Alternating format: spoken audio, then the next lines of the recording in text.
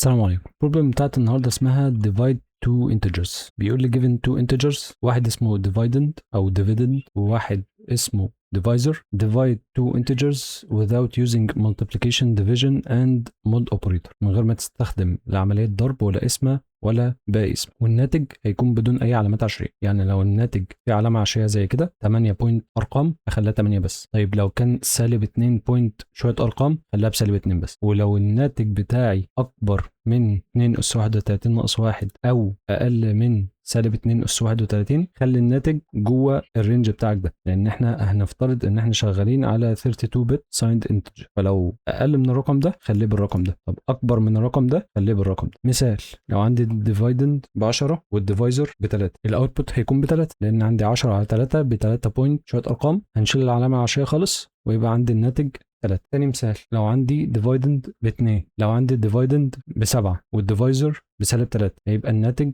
سالب 2. المفروض الناتج سالب 2 بوينت شويه ارقام، هنشيلهم خالص ونخلي الناتج بسالب 2 بس. الحل هيكون عامل ازاي؟ هحط في الاول الليميتس بتاعتي. الليميت الكبير اللي هو الماكس هيبقى بالرقم ده 2 اس 31 ناقص 1، والمن بتاعي او المينيمم اقل حاجه خالص هيبقى بالرقم ده اللي هو سالب 2 اس 31. في عندي تيست كيس كده معينه، لو لقيتها اخلص منها وارجع له الناتج بتاعها من دلوقتي، لان مش هتظبط قوي مع حساباتنا تحت. لو عندي الرقم اللي فوق اللي هو الديفيدند بالانت من اللي هو الرقم ده، وكان الديفايزر بسالب 1، المفروض الناتج اسمتهم هيطلع لي اكبر من الرقم ده بواحد. طبعا ما ينفعش، لان المفروض انا شغال هنا في ارقام 32 بت، الرقم اللي هيطلع لي ده هيبقى فيه 33 بت مش 32 بس، فبالتالي اقول له ان الناتج هيبقى بانت ماكس. انا كده عملت زي كلام على الناتج. بعد كده نحسب بقى حساباتنا العاديه. هقول له انا عندي الاشاره بتاعتي، احددها ازاي؟ اشوف الديفيدند اقل من الزيرو والديفايزر اقل من الزيرو ولا لا، واشوف ناتج دي ودي متساويين ولا لا. دي فايدتها ايه؟ انا بيبقى عندي اشاره سالب امتى؟ لو حد فيهم سالب بس. لو الاثنين موجب فناتج القسمه هيكون موجب، طب لو الاثنين سالب ناتج القسمه هيكون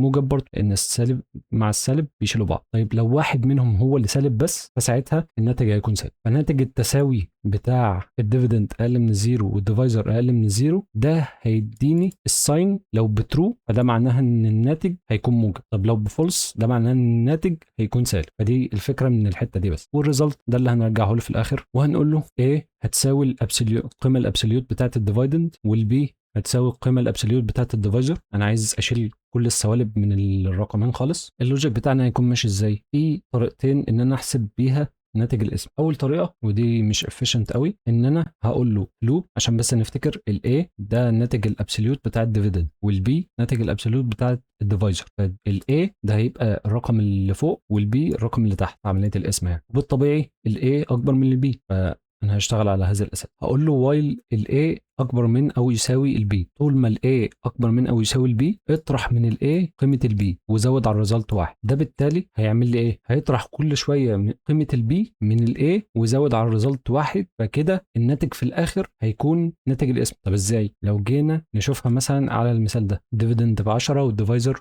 ب3، بعد ما خدنا الابسوليوت بتاع كل واحد فيهم فبقى عندي الاي ب 10 والبي ب3. كل شويه هطرح من الاي قيمه البي، ف 10 ناقص 3 ب7 والريزلت زادت 1، 7 ناقص 3 ب4 والريزلت زادت كمان 1 بقت ب2، 4 ناقص 3 ب1 والريزلت زادت كمان 1 بقت ب3. طيب اطرح من الواحد 3؟ لا، لان بقى الاي دلوقتي ب1 والبي ب3، فبقى الكونديشن بتاعتي دي اللي هي الاي اكبر من او يساوي البي ما عادتش متحققه، فالريزلت دلوقتي بقى ب3، والمفروض الاوتبوت فعلا ب3. فاللوجيك هنا صح. طيب كبرفورمانس مش هتظبط ليه؟ لو جينا نعمل كده كتست كيسز اهي صغيره ماشي، لكن لو جينا نبص على تيست كيسز فيها كلام اكبر، دي مثلا تيست كيس ما ادتنيش ان الناتج غلط، لا ادتني تايم ليميت اكسيدد. ليه؟ لان انا قاعد بطرح 2 من الرقم ده كله. الرقم ده كله اكيد عشان اطرح منه 2 كل شويه لغايه لما يطلع لي الناتج الصح اخد وقت كتير جدا، فالعمليه دي مش هتظبط. طيب الحل الثاني ايه؟ اللوب دي. انا هيكون عندي نفس اللوب بالظبط ولكن مع شويه اختلافات. بدل ما اطرح كل شويه من الاي قيمه البي، لا انا هاخد البي احطها في متغير التمب، واقول عندي متغير تاني اسمه مالتيبل مثلا خليه بواحد، واشوف التمب كل شويه لما اضربه في 2 هل هيكون اصغر من الاي ولا لا. هي الفكره هنا في ايه؟ بدل ما كل شويه هطرح من الاي قيمه البي، هضرب البي اللي انا خزنتها في تم متغير تم، ده اللي هشتغل عليه يعني، ده اللي هضربه في 2 كل شويه، كل شويه هضربه في 2 واشوف هل هو اقل من الاي ولا لا. لو هو اقل من الاي فخلاص ازود على المالتيبل دي واحد. كده انا بدل ما كل شويه بطرح من الاي، لا انا شغال على الليميت الاصغر او اللي هو البي يعني، كل شويه بضربه في 2، افضل اضرب في 2 اضرب في 2 اضرب في 2 لغايه لما اكسر الليميت بتاعت الاي. فقبل ما اكسرها هلاقيني وصلت عند رقم معين، وليكن مثلا كانت الاي ب 100 والبي ب 3، فكل شويه انا بضرب الثلاثه دي في 2، بضرب في 2 بضرب في 2 بضرب في 2، هتوصل عند ليميت معين قبل الاي، فخلاص انا كده وصلت للليميت اهو. وكل شويه انا بزود على المالتيبل برضو بضربها في 2. ناخد بالنا انه بيقول مش عايز نستخدم المالتيبليكيشن، بس احنا عايزين نضرب في 2، فاستعوضنا عن كده بان احنا نجمع الحاجه على نفسها، فاي حاجه هنا مجموعه على نفسها، وكاني بقول الحاجه دي مضروبه في 2، لان مضروب اي حاجه مضروبه في 2 يعني مجموعه على نفسها مرتين. فانا بضرب التمب في 2 وبضرب المالتيبل في 2 لغايه لما يطلع لي في الاخر رقم اول رقم هيكسر الاي. طيب انا كسرت الليميت اهو، اعمل ايه؟ اطرح بقى التمب اللي انا كنت شغال عليه من الاي، يعني بدل ما اطرح البي كل مره، لا هحطها في متغير التمب ده اللي هضربه كل مره في 2، وبعد ما اكسر الليميت اقوم طرحه من الاي، بحيث وكاني بسكيب ستيبات كده، بدل ما بطرح البي واحده واحده لا هطرح كميه كبيره بحيث الاقي جزء كبير جوه الليميت بتاع الاي ده اطرحه من الاي مره واحده، والمالتيبل هجمعه الريزلت واكرر العمليات دي من الاول تاني. هو اللوجيك ممكن يكون باين في الحته دي رخم شويه او مش مفهوم قوي، او مش مفهوم ليه اتنين وايل جوه بعض، ولكن عشان نحاول نبسطها، الوايل لوب الخارجيه دي فايدتها ان انا اشوف ناتج الاسم، لان انا كل شويه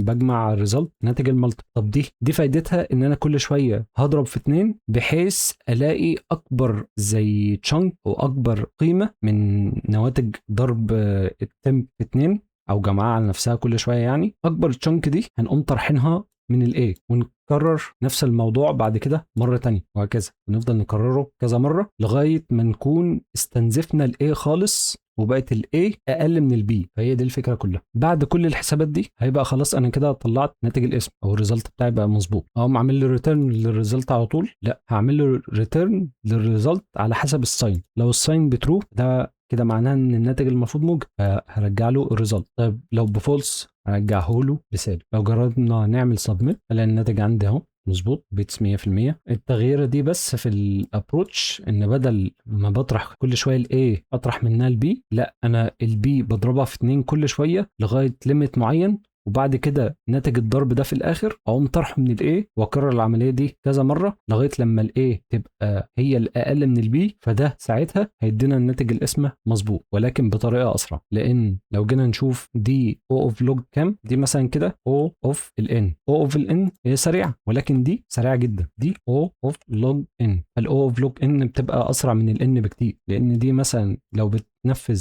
في 100 خطوه دي هتتنفذ في 10، فاكيد 10 خطوات احسن من 100 خط كتير. فهي دي الفكره كلها وبس كده، شكرا.